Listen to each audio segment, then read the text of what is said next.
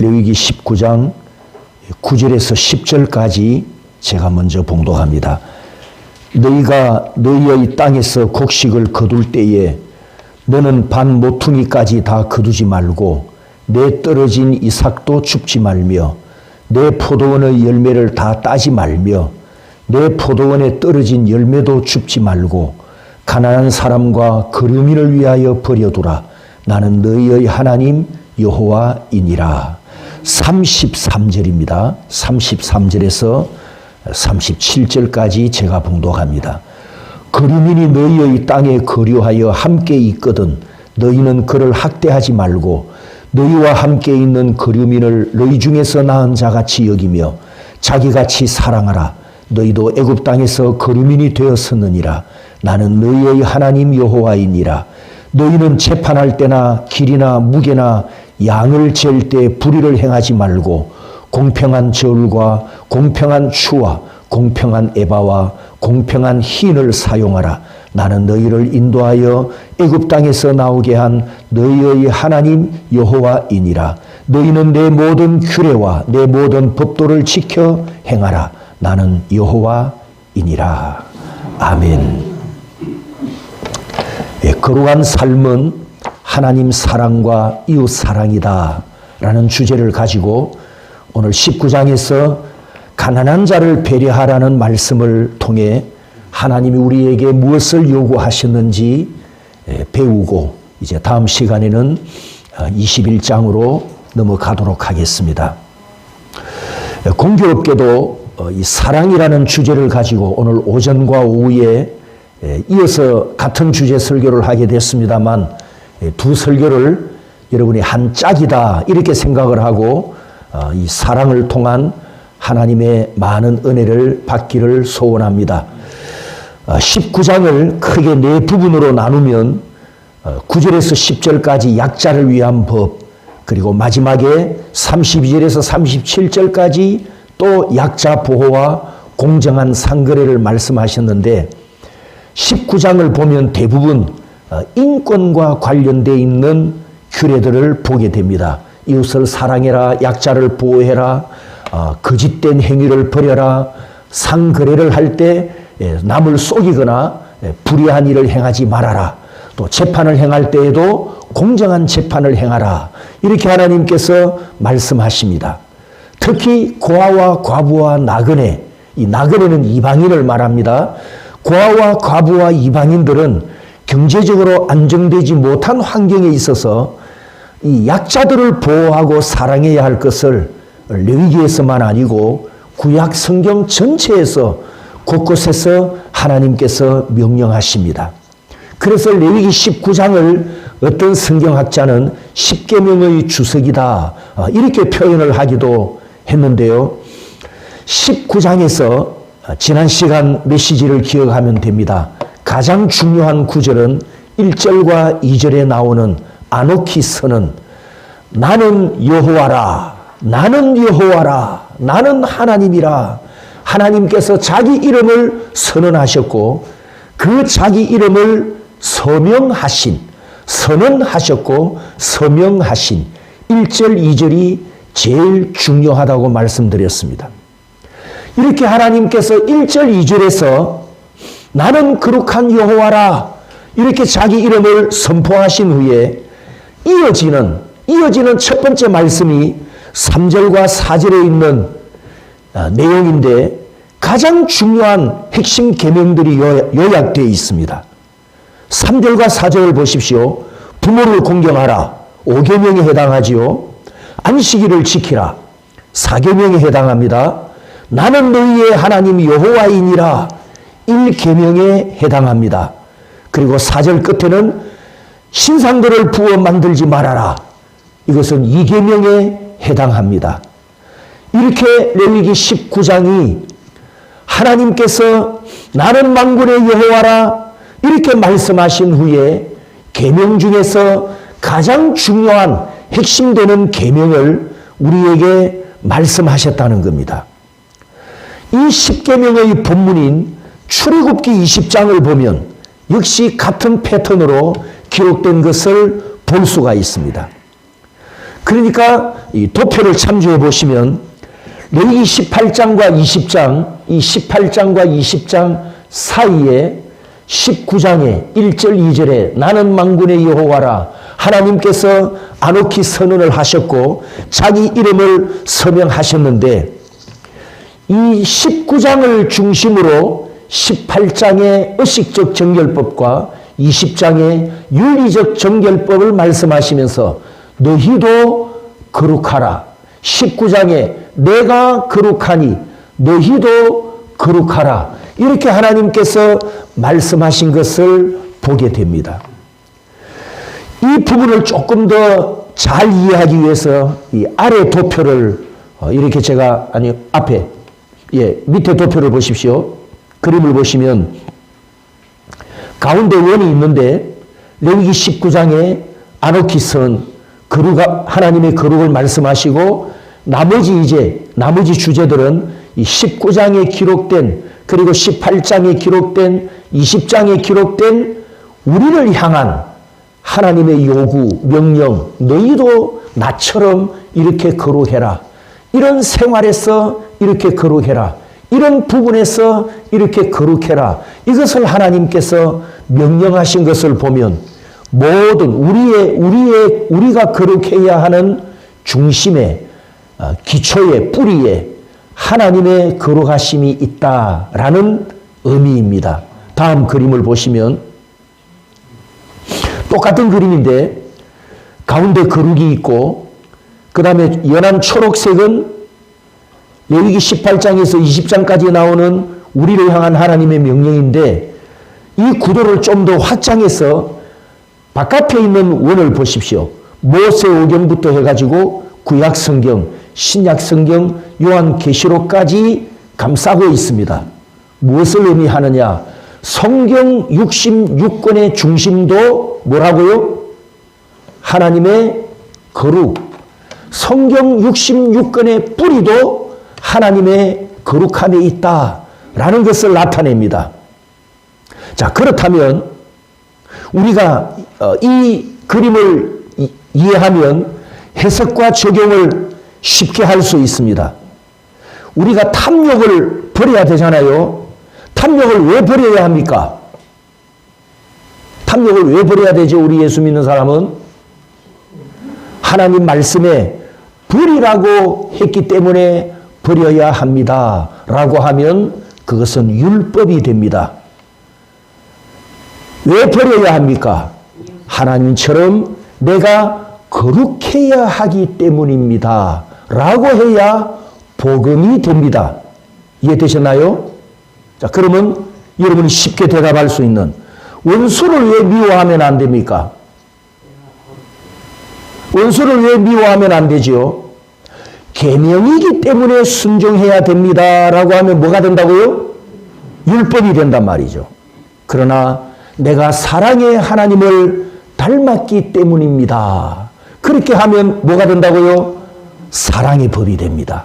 복음의 법이 된단 말이죠.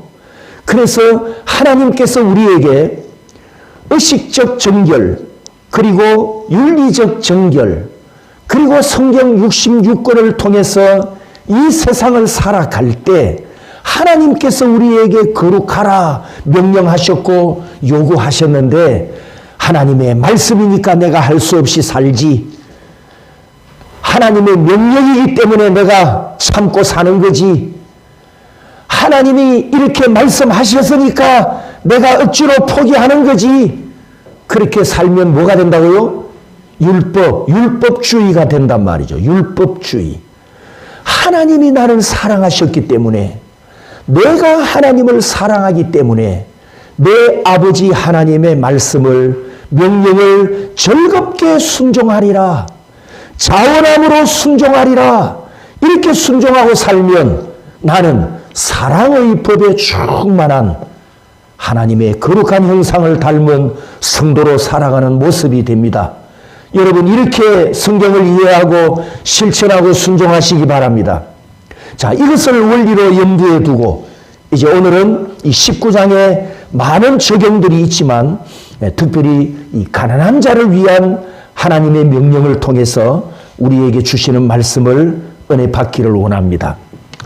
9절에서 10절까지 오늘 첫 번째 읽은 본문에 밭모퉁이까지 추수하지 말아라.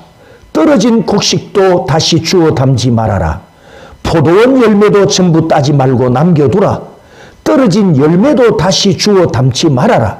가난한 사람들과 이방인을 위하여 그대로 두라. 나는 너희 하나님 여호와이니라. 10절 끝에 하나님의 이름을 서명하심으로 이 명령을 더욱더 무게 있게 하셨습니다.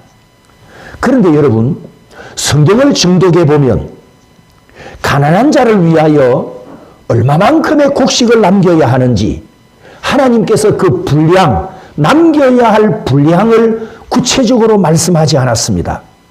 10절에 보면 포도원의 열매를 다 따지 말라고 했잖아요.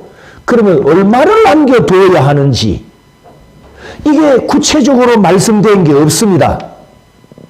그래서 이제 이 말씀을 실천할 때 두 가지 모습으로 나타나겠죠. 두 가지 모습.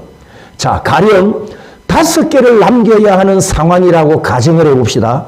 5개를 남겨야 하는 상황인데 탐심이 많은 사람은 율법을 악용하는 입장이라 2개를 남겨도 남기라는 율법을 지켰기 때문에 나는 무죄다라고 주장할 수 있겠죠.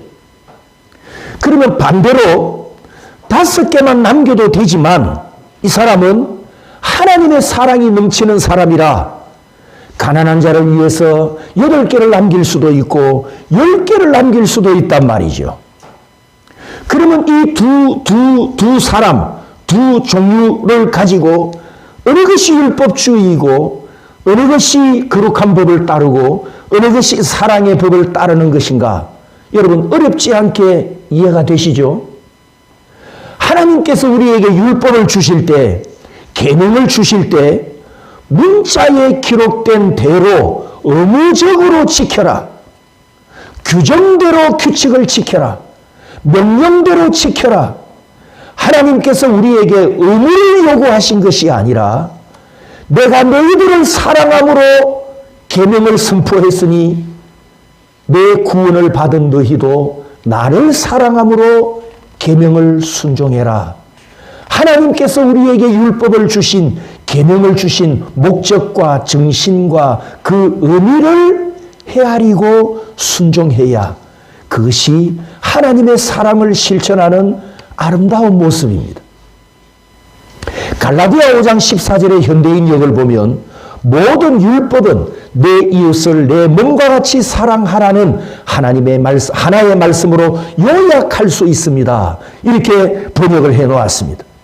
아주 쉽게 요약을 잘 해놓았습니다. 성경을 읽으면서 하나님의 명령을 들으면서 십계명을 지키라는 요구를 받으면서 의무인이 지켜야 하고 도덕인이 지켜야 한다고 종의 영에 충만한 노예가 있고 나를 사랑하신 하나님 아버지께서 말씀하셨으니 아버지 하나님을 사랑하기 때문에 절거히 순종하는 양자의 영으로 충만한 아들이 있단 말이죠. 그래서 고린도후서 3장 6절에 문자는 죽음을 가져오지만 성령님은 생명을 주신다는 말씀처럼 문자주의로 의무적으로 행할 것인가? 성령님의 뜻대로 사랑의 법으로 순종할 것인가? 둘 중에 내가 계명을 지키는 원리가 어느 쪽인지 자신을 살펴보면 자기 중심을 분별할 수 있습니다. 사랑이 많은 성도는 하나님께서 정하신 규정보다 훨씬 더 많은 사랑을 베푸는 사랑의 정신이 중요하다는 것을 알고 있습니다. 따라서 내가 가난한 자를 진실로 사랑하는지 억지로 사랑하는지 가난한 자를 의무적으로 사랑하는지 하나님의 가슴으로 사랑하는지 내 마음 중심을 달아보시는 하나님은 다 알고 계시겠지요. 반대로 생각해 보면 하나님을 경외하는 나 자신에게 한번 적용을 해본다면 나는 하나님을 억지로 경외합니까? 진심으로 경외합니까? 여러분이 하나님을 예배하는 것이 기쁘고 즐겁습니까? 무겁고 귀찮습니까? 내 마음을 아시는 하나님은 저울에 나를 달아보실 텐데 하나님의 저울에 하나님을 사랑하는 내 심장이 올려섰을 때 사랑의 무게가, 내가 하나님을 사랑하는 무게가 얼마나 될까요? 누가복음 7장 47절에 보면 다 같이 읽습니다. 이름으로 시작.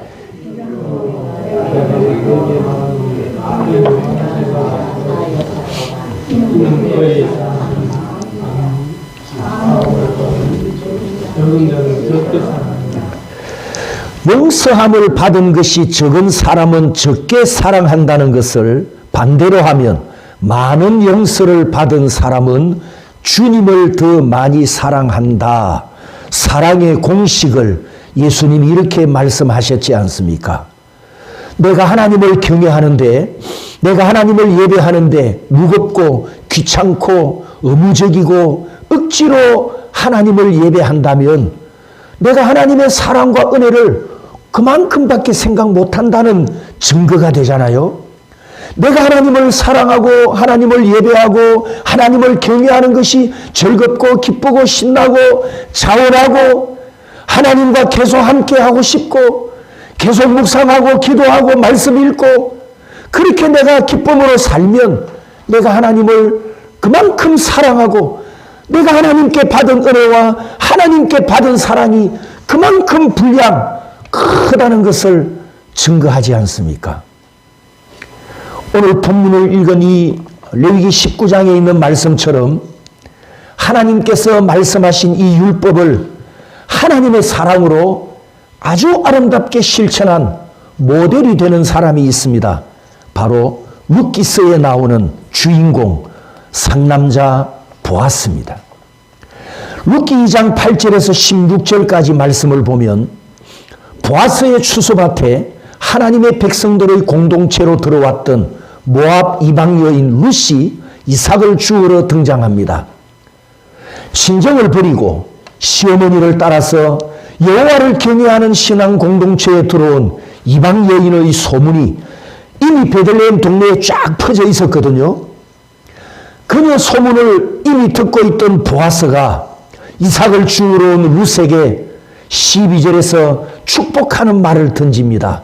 여호와께서 그의 날개 아래에 보호를 받으러 온 내게 온전한 상 주시기를 원하노라. 이렇게 복을 선포하고 추수하는 자기 종들에게 명령을 내렸습니다. 아주 구체적입니다. 식사할 때 룻에게도 똑같은 식사를 제공해 줘라. 본래는 이 종들이 곡식단을 묶어서 다 가지고 가고 나면 그 다음에 빈밭이잖아요. 빈밭.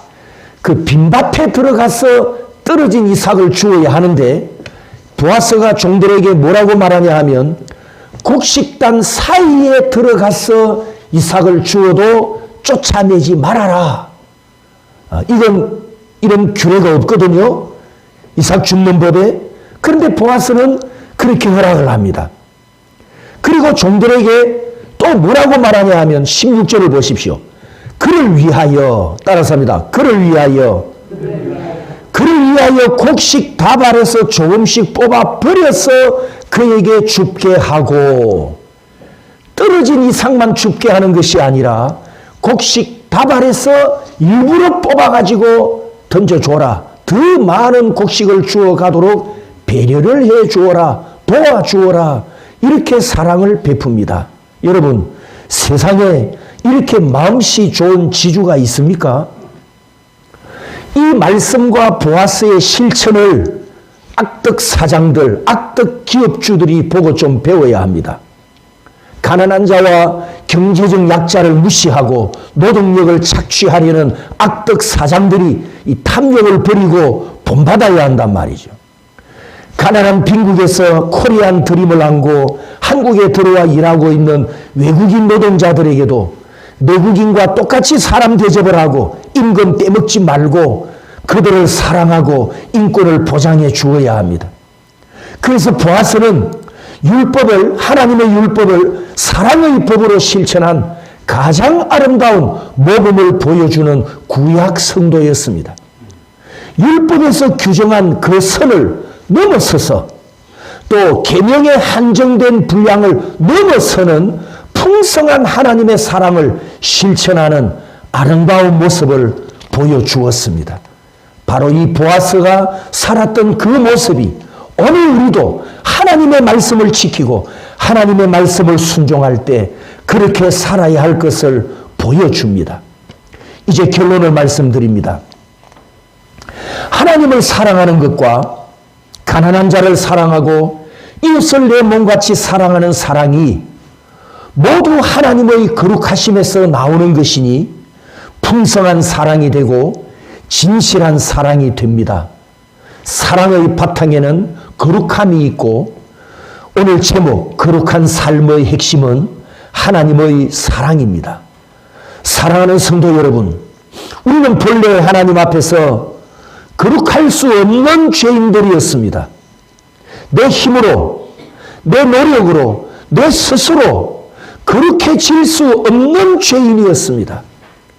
그런데 예수님께서 십자가 위에서 나를 위하여 거룩함을 이루셨기 때문에 우리가 하나님 앞에 거룩함을 입었지 않습니까?